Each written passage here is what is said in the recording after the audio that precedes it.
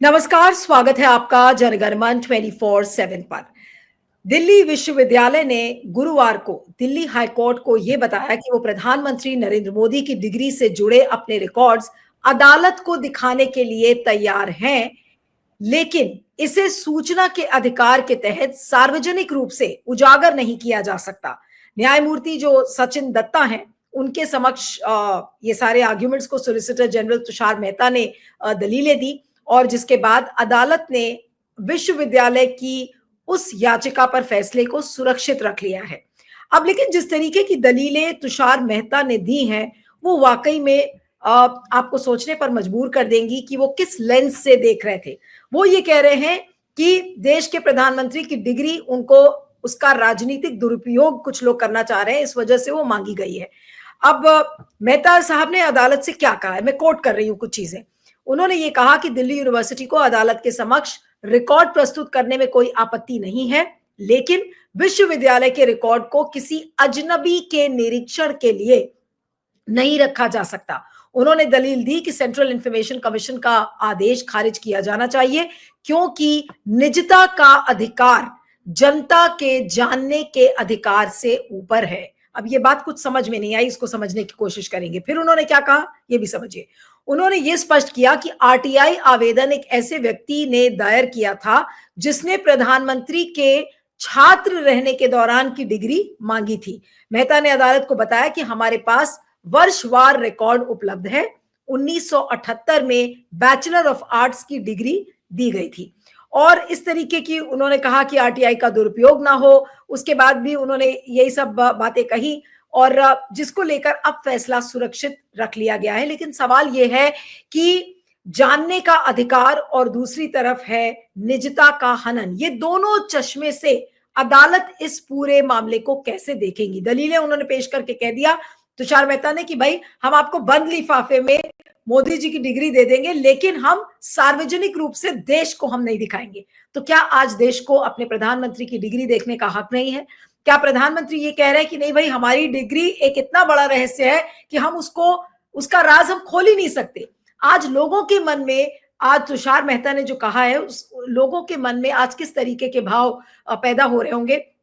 और सबसे बड़ा सवाल है कि अब माय लॉर्ड्स क्या करेंगे इस मामले में। आज इसी को हम समझने की कोशिश करेंगे। हमारे साथ सुप्रीम कोर्ट के जाने वाले वकील और एक्टिविस्ट महमूद प्राचा इस समय जुड़ रहे हैं। महमूद, आपका बहुत बहुत स्वागत है। Thank you so much for joining. बहुत शुक्रिया मुझसे बात करने के लिए।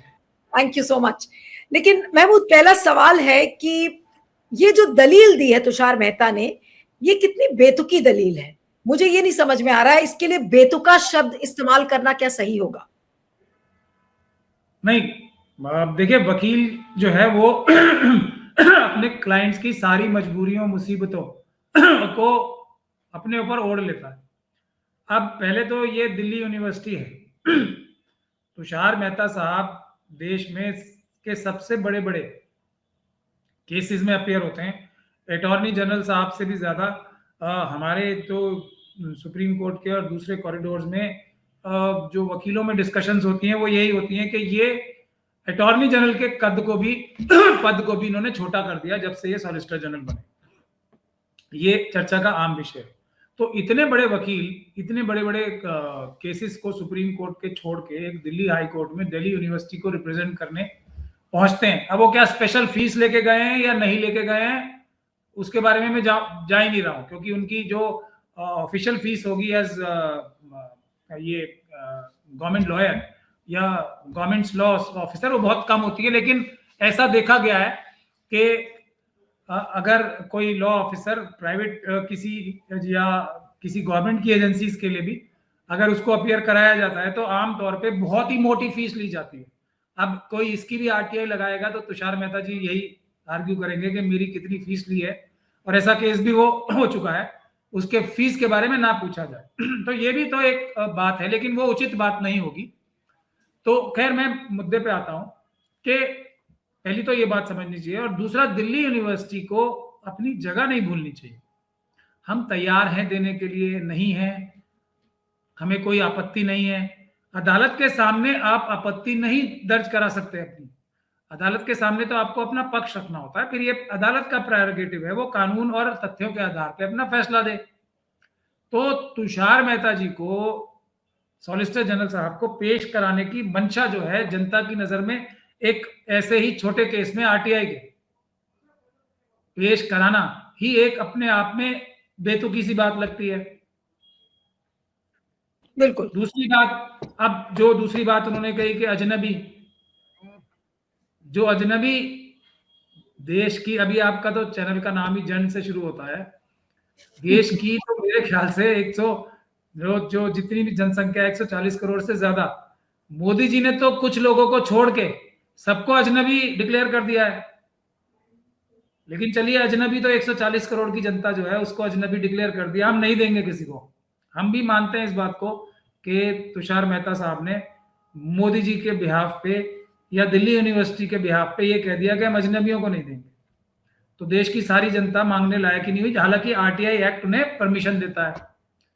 अब जो मोदी जी के अजनबी नहीं है या दिल्ली यूनिवर्सिटी के अजनबी नहीं है जो लोग, उनको दे सकते हैं क्या? वो सुब्रमण्यम स्वामी जी ना मोदी जी के अजनबी हैं, उनको तो जानते हैं बड़े अच्छे से, और उसी प्रकार से दिल्ली यूनिवर्सिटी में भी सब उन्हें जानते हैं, और तुषार मेहता जी भी बड़ी अच्छे से जानते हैं उन्हें।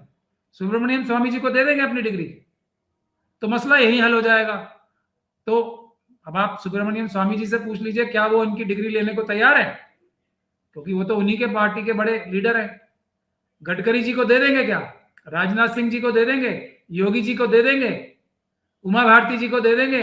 अब मैं नाम गिनवाना शुरू करूं तो बड़ी लंबी फहरिस्त है। संजय जोशी जी को तो जरूर दे देंगे, वो तो उनके पुराने घनिष्ठ मित्र हैं, बिल्कुल दे देंगे। तो चलिए, जानकारों को दे देंगे क्या? वो जानकारों को भी नहीं देना चाहेंगे, मेरा ऐसा मानना है। अगर दे दें तो ये मसला ही हल हो जाएगा।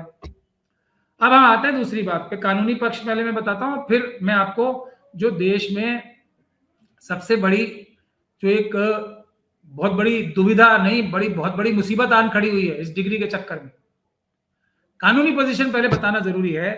आरटीआई एक्ट जो है बना ही इसलिए था कि जो जनता है, जन को अपने नौकरों के बारे में, जो सरकारी अधिकारी हैं, चाहे वो राष्ट्रपति, ये प्रधानमंत्री जी हों, चाहे तो चीफ मिनिस्टर साहब हों, या गवर्नमेंट के ऑफिशियल्स हो, चाहे दिल्ली यूनिवर्सिटी में जो अधिकारी हैं, जो दिल्ली यूनिवर्सिटी है, ये सब जनता के नौकर हैं। ठीक, जनता के का यह अधिकार है कि वो अपने नौकरों की कार्रवाई, कारगुजारी को देख सके, उसके सबूत हासिल कर सके कि क्या कोई भ्रष्टाचार या गैर कानूनी तरीके से तो कार्य नहीं हो रहे हैं।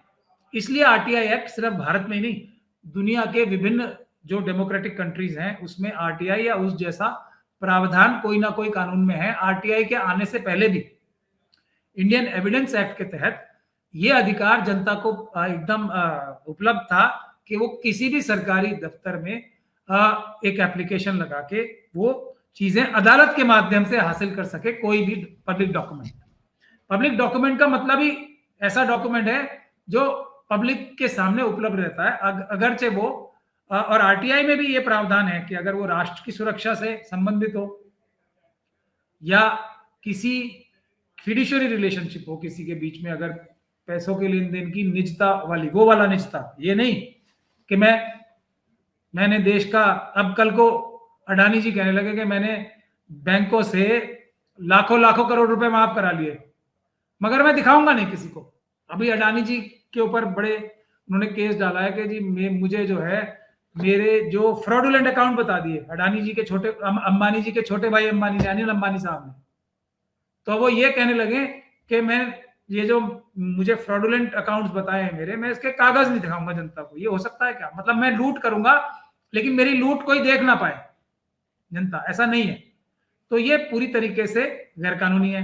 दूसरी बात, दिल्ली हाई कोर्ट नहीं और देश के विभिन्न अदालतों ने, आप ये कह रहे हैं उस स्टैंडर्ड से, तो फिर तुषार मेहता ने जो बात अदालत से कही है वो भी गैर कानूनी है। वो ये कह रहे हैं कि भाई हम अदालत को दिखाएंगे लेकिन हम दुनिया को नहीं दिखाएंगे, और उसकी दलीलें पेश कर दी। तो क्या उन्होंने गैर कानूनी बात, क्या कोर्ट को तुषार मेहता ने मिसलीड करने की कोशिश की? आज जो एस्टेब्लिश्ड लॉ है, जो दिल्ली हाई कोर्ट की, और वो मैं संजीव चतुर्वेदी साहब का एक केस कर रहा हूं, उसमें तो हमने कंटेम्प्ट सीबीआई के खिलाफ फाइल कर रखा है इसी काम का।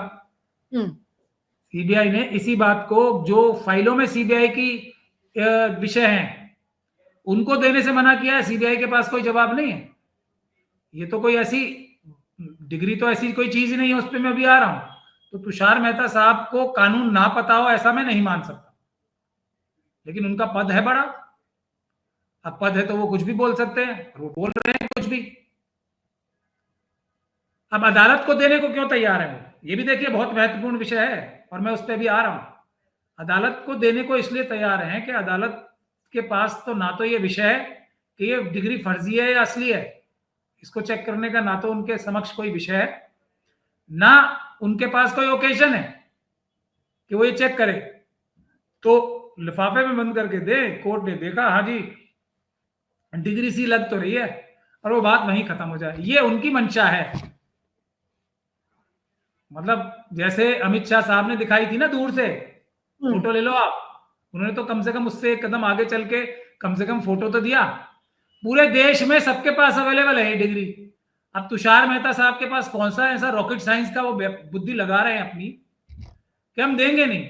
ये तो अमित शाह जी ने दी थी। अमित शाह जी भी तो उनके बॉस, एक बॉस तो नहीं लेकिन उनके निर्धारण करने वाली स्थिति में है। अमित शाह जी की तो वो बड़ी इज्जत करते हैं, ऐसा तो है नहीं कि अमित शाह जी से बड़े हैं तुषार मेहता साहब। महमूद, अब ये जो बंद लिफाफे में अदालत को वो जो डिग्री देंगे, अब उस बंद लिफाफे में डिग्री है या वो कोरा कागज है ये तो पता नहीं है। ये तो केवल तुषार मेहता और उस जज को पता है, जो जज साहब है, कि भाई इसमें डिग्री है या नहीं है। और आप खुद कह रहे हैं कि भाई there is no way we can check, कोई चेक नहीं कर सकता कि उसमें डिग्री है या नहीं है। तो फिर क्या एक तरीके से हम ये समझें जो आज दलीलें तुषार मेहता ने पेश की हैं कि भाई अब ये जग जाहिर बात है कि मोदी जी के पास ये डिग्री नहीं है, अब केवल और केवल बहाने ढूंढे जा रहे हैं कि इस मैटर को रफा दफा किसी तरीके से कर दो, वरना क्योंकि अगर ये डिग्री बाहर आई तो फिर मोदी जी के लिए लेने देने हो जाएंगे मोदी जी के। देखिए डिग्री लेने की और देने की अमित शाह जी को जरूरत क्या पड़ी थी? मुझे ये बताइए कि भारत के संविधान में या रिप्रेजेंटेशन ऑफ पीपल्स एक्ट में कहीं ऐसा लिखा है?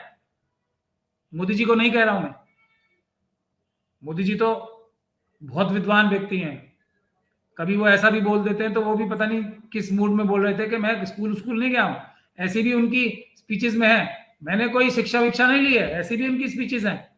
मैंने कोई एजुकेशन नहीं लिया, मैं कॉलेज में। अपने इंटरव्यूज में उन्होंने कहा है कि भाई मैं ऐसे कोई मेरी ऐसी बहुत फॉर्मल शिक्षा नहीं हुई है, ये बात तो खुद मोदी जी ने कही थी।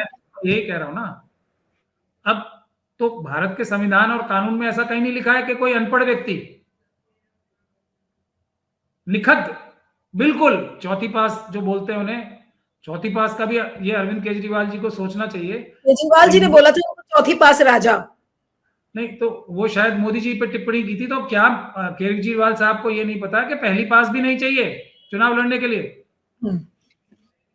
ये जो ललक है ना उनकी, बिल्कुल मैं सबसे ज्यादा हूं, कुछ भी हो। अब कल को कोई एक पॉइंट और भी है महमूद, इसको आप शायद अग्री करेंगे कि मोदी जी पूरे देश को अपना परिवार बताते हैं, लेकिन उसी परिवार के साथ उसी परिवार को उन्होंने अजनबी बता दिया एक तरीके से। देखिए उनके बारे में अब मैं तो निजी जीवन में है तो निजी टिप्पणी करनी चाहिए, लेकिन क्योंकि एक महिला इन्वॉल्व है इसलिए नहीं कर रहा हूं। मैं मोदी जी की वजह से नहीं कर रहा हूं ऐसा। वो तो परिवार वालों को भी अजनबी कब घोषित कर दे, उनका भरोसा है कुछ? यही तो उनका चाल चरित्र और चेहरा है। अगर वो महिला ना हो ना तो मैं अभी मोदी जी पर टिप्पणी करूं, लेकिन क्योंकि उनकी बेइज्जती होती है, मोदी जी की बेइज्जती नहीं होती है। नहीं जो महिला है, I think it's not, it won't be right also to comment on the personal aspects of his life, लेकिन मैं अब आपसे देखिए वो एक मिनट मैं यहाँ आपसे सीरियसली डिसएग्री करता हूँ। जो व्यक्ति जिसका कैरेक्टर ऐसा हो, जिससे साथ जीने मरने की कस्में खाई हो, उसको अजनबी घोषित कर दे तो ये पर्सनल निजी मामला नहीं है। बाकी सबको तो पूरे देश को आज तुषार मेहता जी के थ्रू उन्होंने डिक्लेयर कर दिया अजनबी। ये बहुत बड़ा, देखिए किसी भी चुनाव में अमेरिका से लेकर पूरी दुनिया भर में लोग बोलते हैं ना मैं फैमिली मैन या फैमिली वुमेन हूं। ये एक अपने नेता को नापने का वो होता है फॉर्मूला। जो अपने परिवार को धोखा दे सके वो किसी और का नहीं हो सकता, ऐसा पर्सपेक्टिव है। नहीं ठीक है, वो भी एक पर्सपेक्टिव है, लेकिन मैं वापस उसी डिग्री वाली बात पर आना चाहती हूँ महमूद कि अब अगर मान लीजिए कि जो जज साहब है और वो कहते हैं कि नहीं भाई आप डिग्री दिखाओ, उसके बाद मोदी जी के लिए क्या मुसीबत हो सकती है, क्योंकि हमें उस पहलू पर भी तो बात करनी चाहिए। ठीक है, उन्होंने कह दिया हम देश को डिग्री नहीं दिखाएंगे और हम उसको बंद लिफाफे में अदालत को दिखाएंगे, लेकिन अगर अदालत ने ये बात नहीं मानी फिर क्या होगा? देखिए, मैं सीक्वेंशियली चल रहा हूं। हम्म। ये जो भी केस जिसने भी डाला है वो एक खास मकसद से डाला है। मोदी जी की अगर डिग्री देखने का ही शौक होता तो वो तो अमित शाह जी दिखा चुके हैं। वो किसी ऑफिशियल माध्यम से वो डिग्री प्राप्त करना चाहते हैं।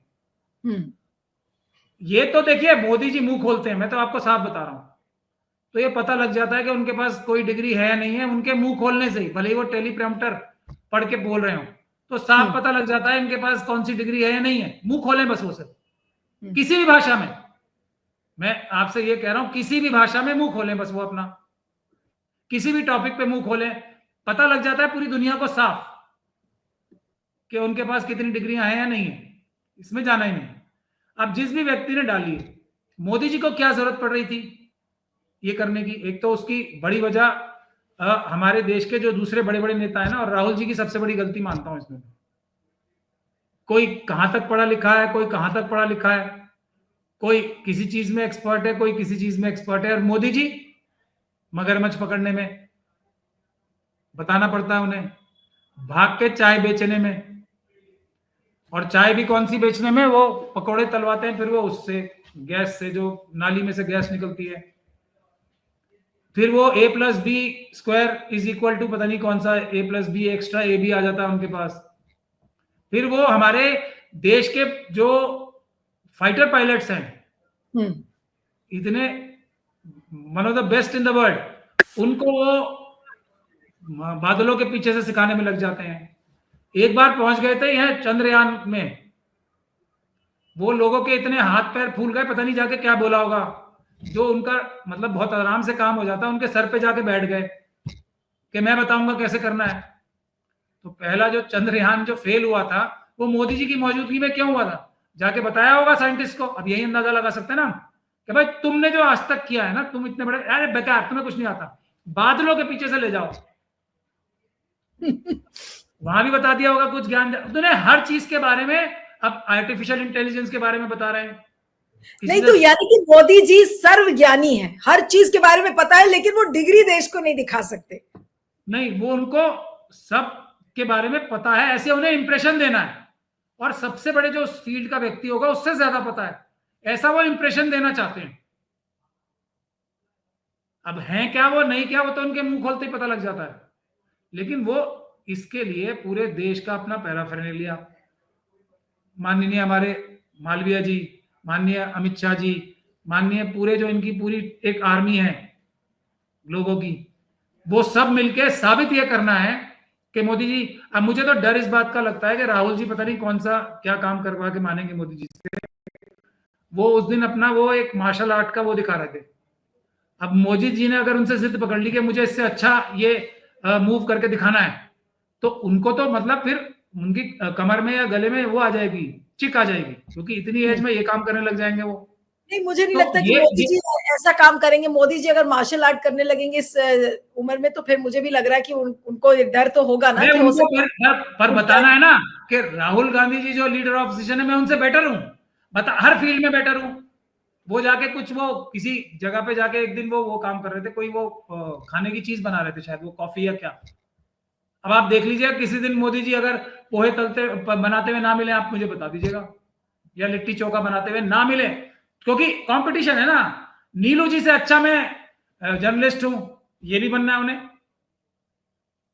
और तुषार मेहता जी से अच्छा मैं लॉयर हूं, ये भी बनना है उन्हें, सब मुझे बनना है। ये उनकी सबसे बड़ी मुसीबत और प्रॉब्लम है।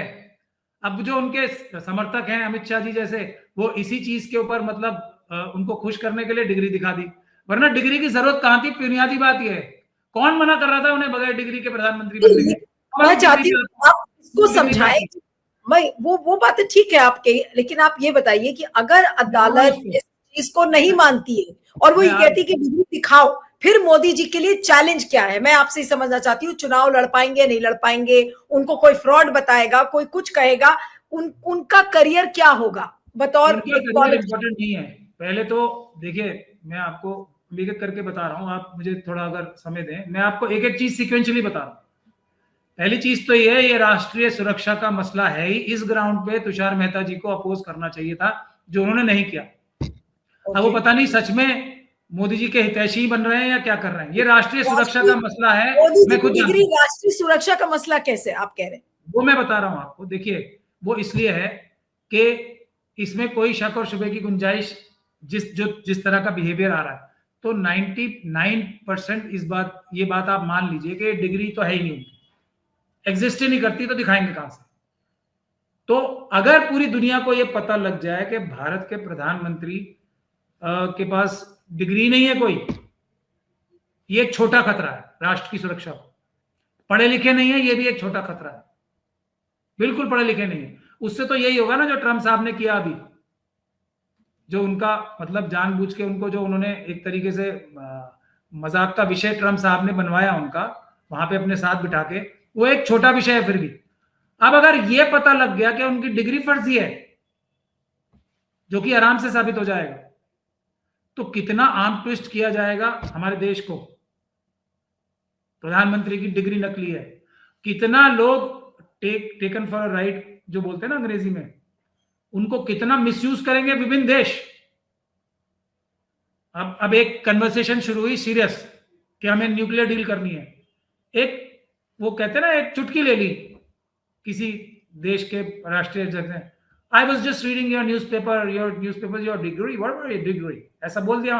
वो तो ट्रम्प साहब तो बोल सकते हैं ना अपने एक्सेंट में ऐसे, एंड फिर उसके बाद हंस देंगे। अब मोदी जी की जो भी बात उन्हें करनी होगी वो तो सब गायब। ये राष्ट्रीय सुरक्षा का मसला नहीं है।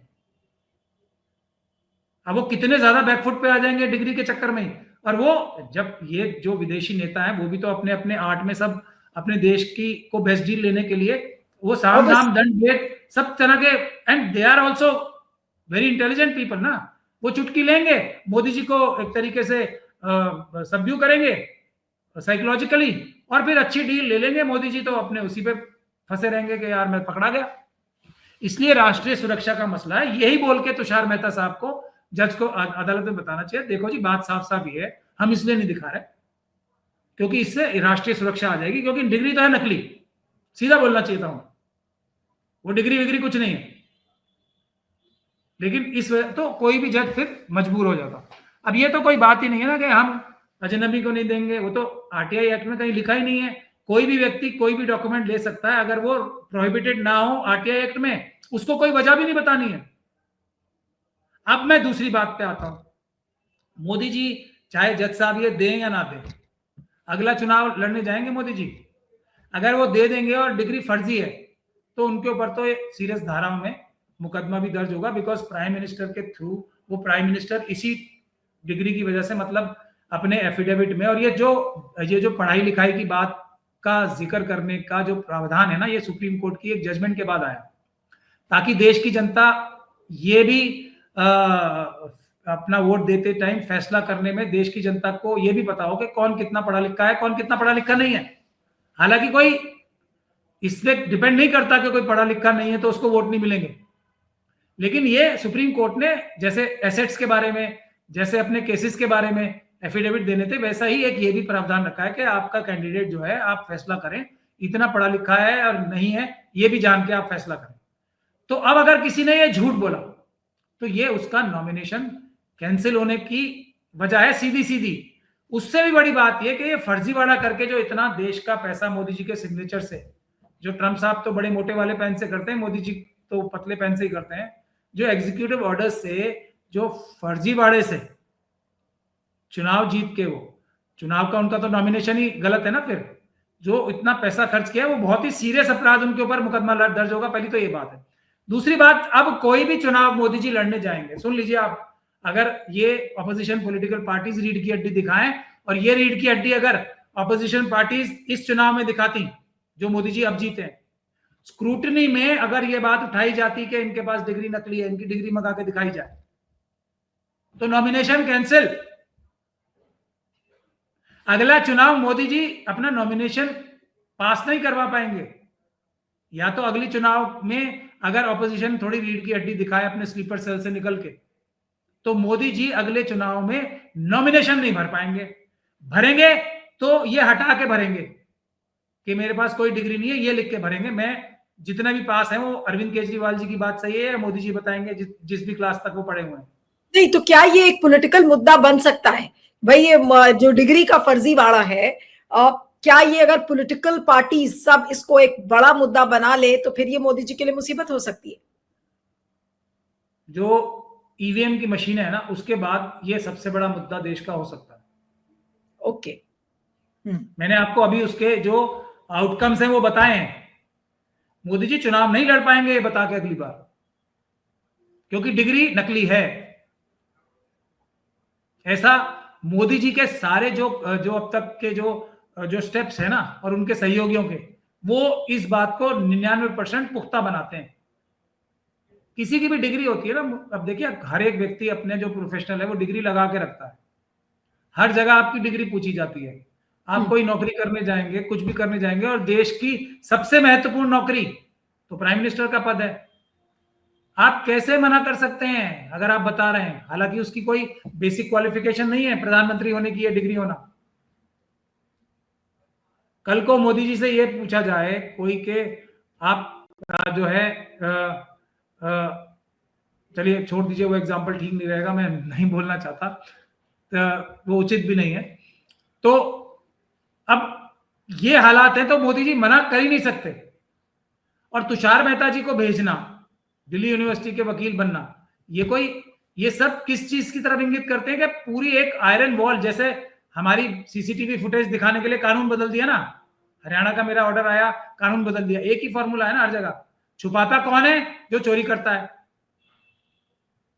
जो चोरी नहीं करता वो छुपाता नहीं है कभी भी। मतलब इसमें कौन सा मुश्किल आ जाएगी? अजनबी कौन सी इसको मिसयूज कर लेगा? मोदी जी की डिग्री है। अगर 1% में झूठा सा, मतलब मैं दुआ करता हूं दिल से कि मेरी ये जो 99% मैं बोल रहा हूं कि नकली डिग्री है, ये मैं दुआ करता हूं ऊपर वाले से कि ये बात मेरी झूठी साबित हो। 1% अगर डिग्री असली है तो फिर दिखाने में क्यों इतने पैसे खर्च हो रहे हैं, इसमें मुझे ये नहीं समझ में आ रहा। बल्कि ये जो पिटिशनर्स हैं और पूरे देश में अरविंद केजरीवाल जी जैसे लोग और कांग्रेस के लोग और पूरी ऑपोजिशन के लोग जो डिग्री कर रहे हैं, उनके मुंह पे एक जबरदस्त तमाचा होगा मोदी जी का। अब मोदी जी जो छोटी छोटी बातों पे तमाचा नहीं, ईडी और सीबीआई भेजने के लिए जाने जाते हैं, वो ये तमाचा मारने से नहीं, क्यों रुक रहे हैं? ये इसीलिए मैं बोल रहा हूं कि डिग्री फर्जी ही है 100%। कोई डिग्री नहीं है मोदी जी के पास। पर मैं दुआ करता हूं ऊपर वाले से कि मैं गलत हूं, क्योंकि वो पद पे बैठे हैं भारत के प्रधानमंत्री के। मैं दुआ करता हूं ऊपर वाले से कि मैं इस बात में झूठा साबित हूं। नहीं, लेकिन आप ये 100% कन्विंस है कि मोदी जी के पास ये डिग्री नहीं है, और अगर आपको तुषार मेहता की जगह रखा जाता तो आप क्या ये साबित कर पाते कि मोदी जी के पास कोई डिग्री नहीं है? नहीं, मैं सामने होता तुषार मेहता जी के, तो अगर मैं मोदी जी को वकील होता, नॉट इन दिस केस, मैं कह रही हूँ आप उनके सामने होते तुषार मेहता के, ऐसा मेरा बुरा दिन कभी ना आए कि मैं ऐसे लोगों के केस एक्सेप्ट करूं। नीलू जी, ऐसा बदला मुझे मत दीजिए। मेरा मतलब था कि पिटिशनर के बिहाफ पे, यानी कि आप डिग्री मांग रहे होंगे अगर आप उस पक्ष के लॉयर होते तो। मेरे कहने का मतलब ये था। क्या अगर ये अदालत, आपको लगता है कि किस लेंस से इस पूरे केस को देखेगी? क्या जज बड़े आराम से तुषार मेहता ने जो कहा है उसको एक्सेप्ट कर लेंगे कि भाई ठीक है, आप लिफाफे में करके दिखा दीजिए अपनी डिग्री? या फिर जजों का कोई कानूनी प्रावधान है ही नहीं। तो जो काम दिल्ली यूनिवर्सिटी कर रही है उसको, वो तो कंटेम्प्ट ऑफ कोर्ट है सीधा। हमने संजीव चतुर्वेदी जी का जो केस किया है ना, उसमें कंटेम्प्ट सीबीआई के खिलाफ इसी बात की चल रही है सीधी, और उनके पास कोई जवाब नहीं है। बहुत मतलब कितने दिनों से वो कोई जवाब देने लायक नहीं है। इसमें लॉ सेटल्ड है, मतलब इसमें निकलने का कोई रास्ता नहीं है, देनी ही पड़ेगी।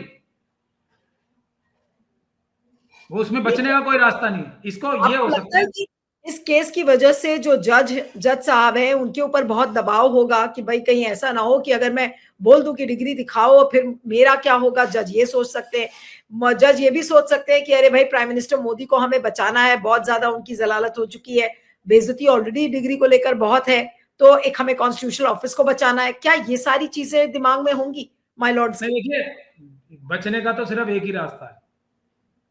अगर कोई मोदी जी का सच्चा हितैषी है देश में, उनका कोई सच्चा सलाहकार है, जिसकी मुझे उम्मीद कम ही है, तो वो सीधी सीधी डिग्री दे देगा। और मैं दुआ कर रहा हूं, इसीलिए तो कर रहा हूं कि 1% में झूठा साबित हो जाऊं। मैं अपने दिल से दुआ कर रहा हूं, क्योंकि वो देश के प्रधानमंत्री के पद पे बैठे। बाकी तो it is a foregone conclusion कि ये फ्रॉड है।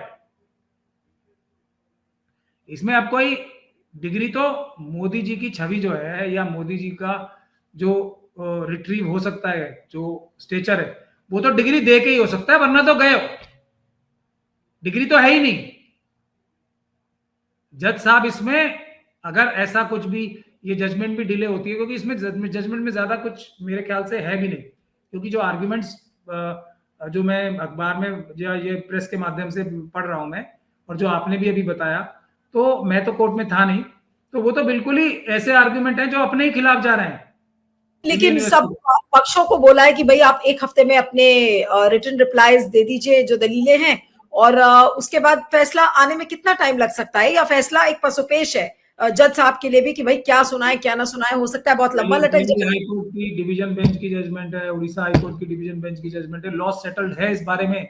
अगर सेक्शन 8 के जो एक्सेप्शन है उसमें नहीं आती तो देना ही पड़ेगा, सवाल ही नहीं पैदा होता। मैं तो खुद नाम लेके बता रहा हूँ ना, संजीव चतुर्वेदी का केस मैं ही कर रहा हूँ, उसकी जजमेंट्स हैं। इसमें तो कोई सेटल्ड लॉ है ना, इसमें कोई ना देने का तो सवाल ही नहीं है। नहीं, तो अगर लॉ सेटल्ड है, मैं केवल लॉ पे जा रही हूं क्योंकि आपने कानूनी पक्ष को बहुत अच्छे से रखा है कि अगर लॉ सेटल्ड है, मोदी जी को डिग्री देनी ही पड़ेगी, अदालत ये कहेगा कि डिग्री दो, यानी कि फिर मोदी जी पर फर्जीवाड़े का मुकदमा तय है। फिर तो ये तो मैं तो आपको खुल के कह रहा हूं कि ये इस पिटीशन डालने की मंशा यही हो सकती है और कोई मंशा क्यों होगी? इसी चीज के लिए तो रुक रहे हैं ना वो, इसी चीज के लिए तो इतना जोर लगा रहे हैं, देश के इतने बड़े वकीलों को पेश कर रहे हैं। दिल्ली यूनिवर्सिटी पूरी ऐसे एक फायर वॉल बना दी है, आयरन कर्टन लगा दिया बीच में, पता नहीं कौन सा पहाड़ टूट पड़ेगा, डिग्री चली जाएगी। तो बिल्कुल, तो ये सब तो ये बात तो एकदम साफ है ना कि इसका वही नेचुरल करोलरी तो वही है कि झूठी डिग्री थी, फर्जीवाड़ा था, और ऑफिशियल सोर्स से मिला हुआ है हमें, तो हो गई एफआईआर तो दर्ज मोदी जी पे, इसमें तो कोई रोक ही नहीं पाएगा ना फिर।